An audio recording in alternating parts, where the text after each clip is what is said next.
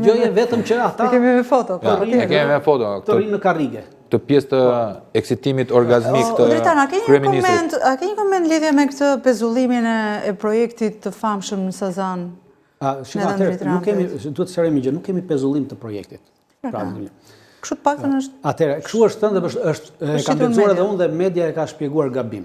Në Shqipëri nuk kemi pezullim të, kemi mos aplikim të projektit. Jo mos aplikim është më keq akoma. Pra, pse kemi pezullim, domethënë që ka marrë një vendim qeveria, nuk kemi vendim qeverisë për pezullimin e projektit. Atëherë, kur bën aplikimin për projektin, kushteni me shok. Në të njëjtën kohë kishim bërë aplikimin edhe në Beograd për të njëjtin projekt atje për ndërtuar në bazë në qendrën që ishte bombarduar të ish shtabit përgjithshëm. Por çfarë bëri veteranët e luftës, pra organizata e oficerëve në lirim, e hodhi në gjyq. Në gjykatë administrative sepse tha, prona kur ka të ndërtohen nuk i përket shtetit, po i përket oficerave, sepse është ndërtuar dhe çka ishte bërë, Tito e ka ndërtuar atë me paratë e oficerëve, pra jo me paratë e Ministrisë Mbrojtjes, por kur është ndërtuar dhe ju ka thënë që duam të ndërtojmë një shtab të ri përgjithshëm.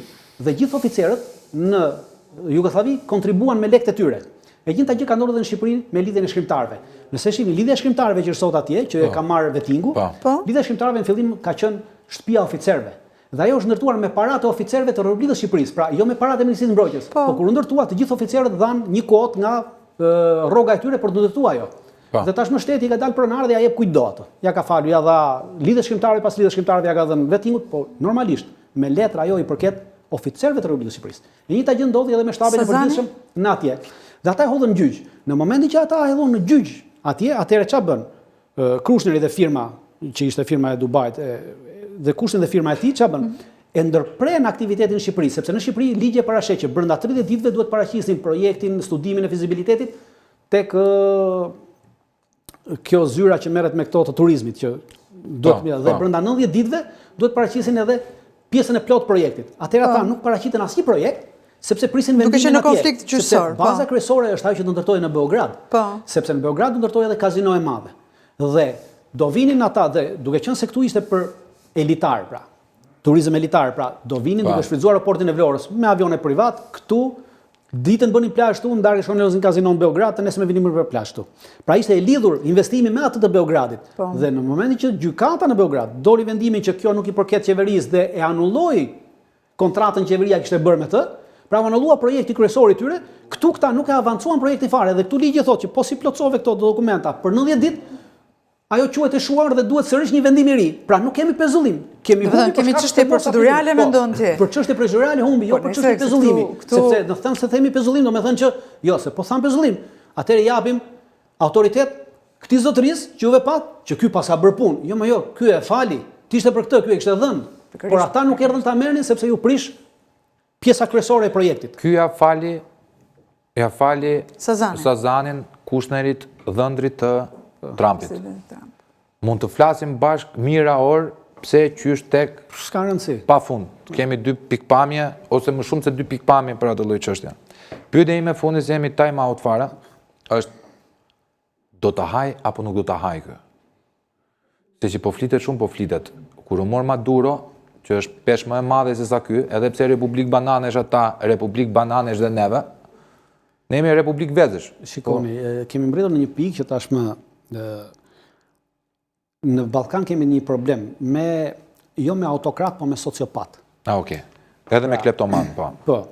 Dhe në rast se keni parasysh, Dodiku ishte në Bosnjë-Hercegovinë dhe Dodikut amerikanët i vunë sanksione gjëra të tjera.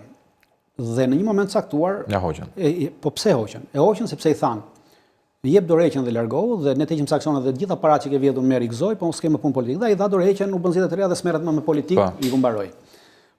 Pra, për të avancuar këtë idenë e re të globalizmit, pra po bën dill Rama. Duan njerëz të tjerë, nuk bën më dill Rama, sepse Rama nuk është Rama që bën dillet. Tashmë është Sorosi që bën dillet, jo Rama. Po.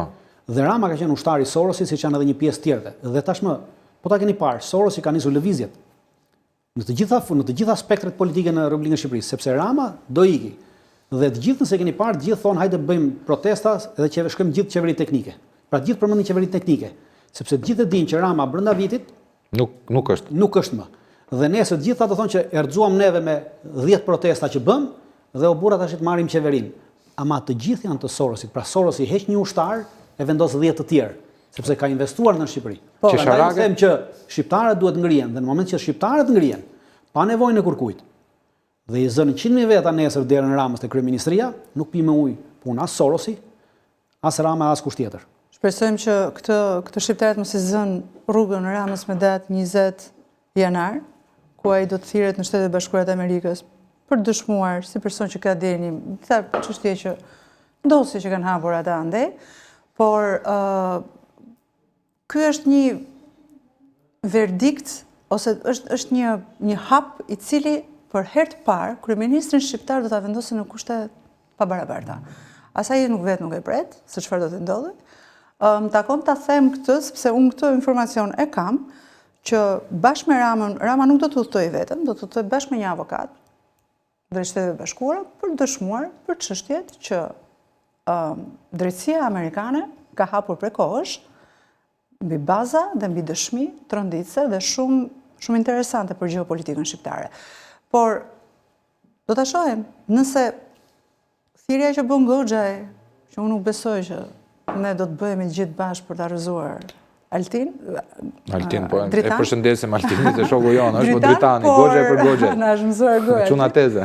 Po unë mendoj që drejtësia do të jetë ajo që një pushtetar kaq të fuqishëm, kaq të rëndësishëm për shqiptarët, themi edhe për rajonin, edhe për Europën, se mund të themi që është një nga kryeministrat që Europa baza kryesore e do shumë. Ajo çfarë unë them, ajo çfarë thoni.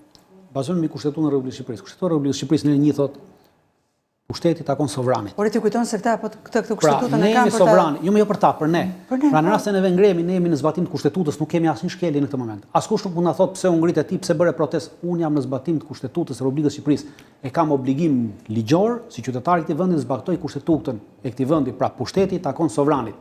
Unë, ti dhe kushdo tjetër jemi sovrani.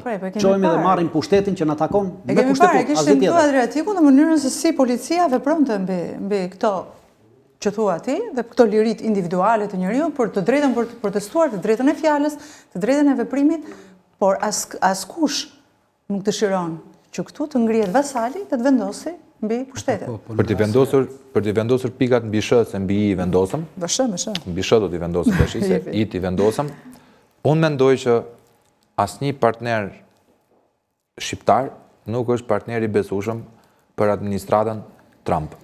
Aq më tepër që Fondacioni Shoqëria e Hapur, aka as known as Soros, për gjithë ata që nuk e njohin, është cilësuar nga Shtëpia e Bardhë si organizatë terroriste. Po. Ka kapur Ballkanin me shoqërinë civile, i ka ka shpërhapur gjithë metastazat e veta në Ballkan, prandaj ka ardhur ultimatumi 90 ditor. Pyetja ime kryesore është cili do jetë partneri i besueshëm i Shteteve të Bashkuara të Amerikës në Ballkan, dhe sidomos në Shqipëri, pas largimit të Maduros tonë, Ramaduros.